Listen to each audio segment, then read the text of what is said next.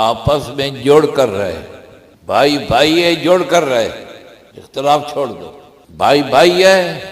اگر وہ تھوڑا سا تمہارا حق مار رہا ہے، یہ میرا جملہ یاد رکھنا، تمہارا کوئی حق مار رہا ہے تو بھائی ہے نا، ماں کا ماں گایا ہے نا، کون لے جا رہا ہے؟ بھائی لے جا رہا ہے۔ چور بھی تو لے جا سکتے، بولو نا، ڈاکو بھی تو، بیماریوں پر بھی تو، اور اگر کون لے گیا؟ کوئی گھاٹے کا سودا، اتفاق سے رہیں۔ اور ہمارا آج کل کام کیا ہو گیا ہے؟ بھائی بھائی کا دشمن ہے، ایک بھائی کا کام بن رہا ہے، دوسرا جل رہا ہے کہ اس کا یہ کام، یہ غلط بات ہے۔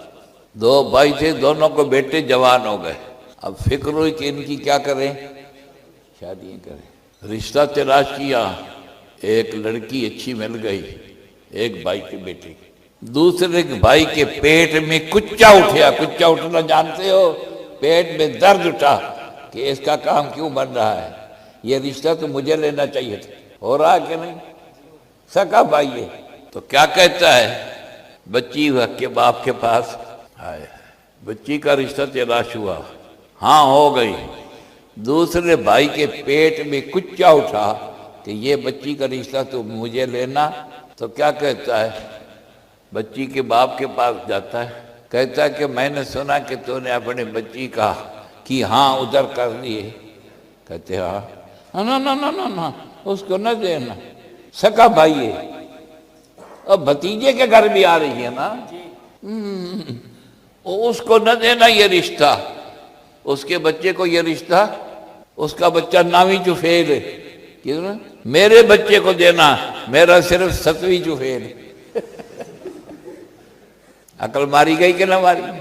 اس کو نہ دینا، وہ تو میرا، جب انسان ڈنگا ہو جاتا ہے تو عقل بھی ماری جاتی ہے۔ اور جب رشتہ طے ہو گیا تو ہونے دو، بھائی کے گھر آئے گی نا۔